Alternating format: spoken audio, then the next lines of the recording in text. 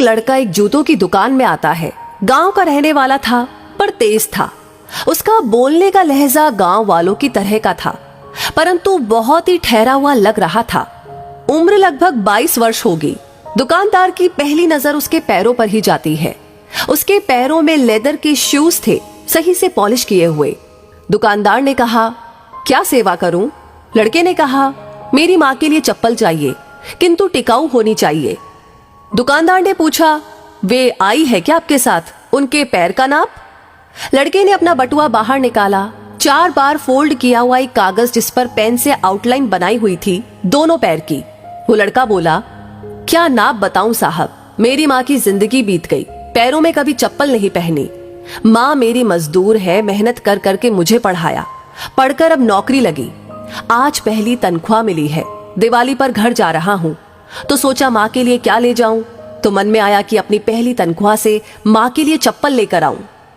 दुकानदार ने अच्छी टिकाऊ चप्पल दिखाई जिसकी 800 रुपए कीमत थी। दुकानदार ने कहा, ये चलेगी क्या? लड़का उस कीमत के लिए तैयार था। दुकानदार ने सहज ही पूछ लिया, कितनी तनख्वाह है तेरी?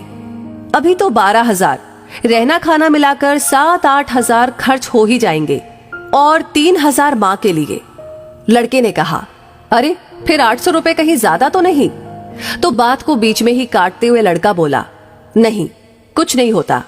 दुकानदार ने चप्पल को बॉक्स में पैक कर दिया। लड़के ने पैसे दिए और खुशी खुशी दुकान से बाहर निकला। पर दुकानदार ने उसे कहा, थोड़ा रुको। साथ ही दुकानदार ने एक और बॉक्स उस लड़के के हाथों में दिया। ये चप्पल माँ को तेरे इस भाई की ओर से गिफ्ट। माँ से कहना पहली खराब हो जाए तो दूसरी पहन लेना, नंगे पैर नहीं घूमना, और इसे लेने से मना मत करना। दुकानदार ने एकदम से दूसरी मांग करते हुए कहा, उन्हें मेरा प्रणाम कहना, और क्या मुझे एक चीज दोगे? लड़के ने कहा, क्या चीज बताइए? वो पेपर जिस पर तुमने पैरों की आउटलाइन बनाई थी, वही पेपर मुझे चाहिए। वो कागज दुकानदार के हाथ में देकर वो लड़का खुशी खुशी चला गया। वो फोल्ड वाला कागज लेकर दुकानदार ने अपनी दुकान के पूजा घर में रखा। दुकान के पूजा घर में कागज को रखते हुए दुकानदार के बच्चों ने देख लिया था और उन्होंने पूछ लिया कि ये क्या है पापा?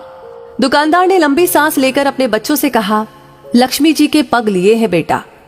एक सच्चे भक्त ने उसे बनाया है, इससे धंधे में बरकत आती है। माँ तो इस संसार में साक्षात परमात्मा है, बस हमारी देखने की दृष्टि और मन की सोच श्रद्धापूर्ण होनी चाहिए। और इसी के साथ ये कहानी आपको कैसी लगी कमेंट बॉक्स में लिख करके हमें अपनी राय जरूर बताएं।